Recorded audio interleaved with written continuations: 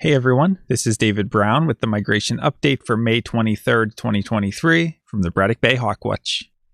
Kim and I started the day at Ontario Beach Park on the Charlotte Pier at sunrise to pick through the gulls, hoping to find the Franklin's gull from yesterday again, but we did not find it.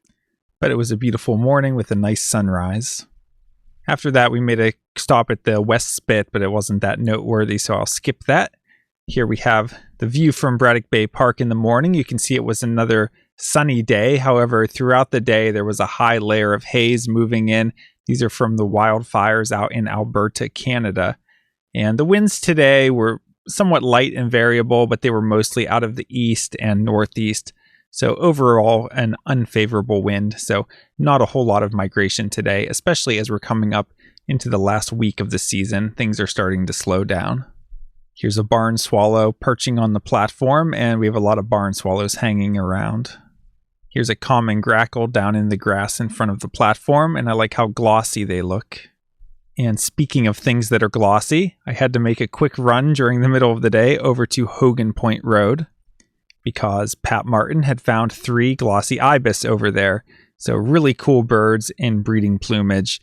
So had to leave the Hawk Watch for a few minutes to run over and see those.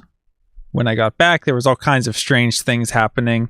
There's a Lowe's truck that was broken down and it had run out of gas or something, and they had to bring gas and jumpstart it. And they also took the porta potty away today, but don't worry because the bathroom building is open. This time of year, there's a lot of different kinds of fly catchers around, but today we had one of the first ones that we see in the season, which is Eastern Phoebe. This plane was cruising around pretty low, and I think it's some kind of float plane. It's kind of cool how it's got the engine above the fuselage. This juvenile Cooper's hawk migrated by. Notice the shape like a flying cross with a relatively large head and a long tail. The outer tail feathers are slightly shorter, giving the tail a slightly rounded appearance. Long straight wings, and we know it's a juvenile because of this brown vertical teardrop streaking on the underside.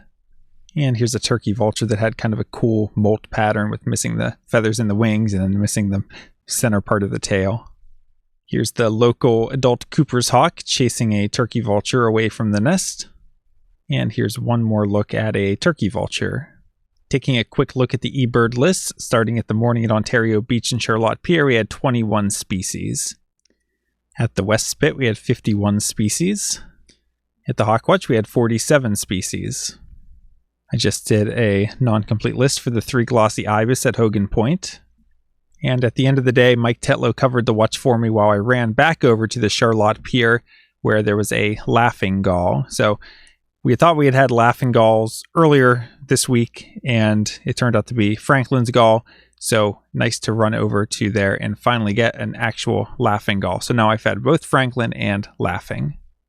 And I got there just in time because as I walked up, Kim was watching the gull flying away. She was following it in her scope, and she let me jump on the scope real quick, and I got to watch it for a couple minutes as it flew directly away, pretty much heading off to the east.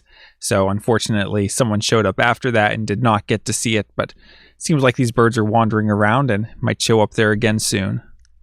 Taking a look at hawk count for our migrant raptor totals, today we had 44 turkey vultures, 1 osprey, 1 bald eagle, 1 sharp-shinned hawk, 1 Cooper's hawk, and 18 broad-winged hawks, for a total of 66 migrating raptors. This brings the May total to 12,112, and the season total to 48,937. The new species for the season today were Glossy Ibis and laughing gull. And taking a look at the forecast for tomorrow, it's looking like light rain early and then cloudy with showers, with a morning high of 63 falling to near 50. So actually in the morning, it looks like the winds will be out of the southwest overnight and then shifting westerly in time for the count, but then throughout the day shifting more to a northerly direction and fairly strong at 10 to 20 miles per hour. And combined with the rain, I wouldn't expect there to be too much in that mid to later part of the day, but we'll see what happens in the morning. There's supposed to be good songbird migration overnight, and those winds around 9, 10 a.m. may stay somewhat favorable and maybe even a little bit of sunshine then. So if that ends up holding, then we might have an okay first hour or two, but after that, it's looking like it won't be that great of a day. So morning is looking like the better time tomorrow, and even that may not happen. For Thursday, it's looking sunny with a high in the upper 50s, winds north-northeast at 10 to 15 miles per hour, so an unfavorable wind direction, would only expect light migration. And for Friday, it's looking sunny with a high in the mid-60s, winds at north-northwest at 5 to 10 miles per hour, so it's an okay wind, not as unfavorable, but still northerly. In this time of the season, I would say expect only light migration. Well, it was another great day of birding. It seemed like the songbird migration is slowing down even when there's good migration overnight, but there's still a lot of fun rarities to chase. The American white pelican was seen back at Braddock Bay at the end of the day when Mike was covering the Hawk Watch, and we've had the Franklin's Gull and Laughing Gull, lots of reports of golden-winged warblers, some Connecticut warbler reports, olive-sided flycatcher. So people are still out there finding good birds. Plus the Glossy Ibis today was a nice get for the season. So hope you can get out soon birding. Again, winds look good tonight, so tomorrow might be a good morning to get out birding. After that, I think it's light migration for a few nights. But enjoy May while you can, because soon it'll be over. The last day of the Hawk Watch is a week from tomorrow. So looking forward to wrapping it up strong at the Braddock Bay Hawk Watch. Hope to see you in the field or on the platform. From Lyco Birds, this is David Brown. Thanks for watching.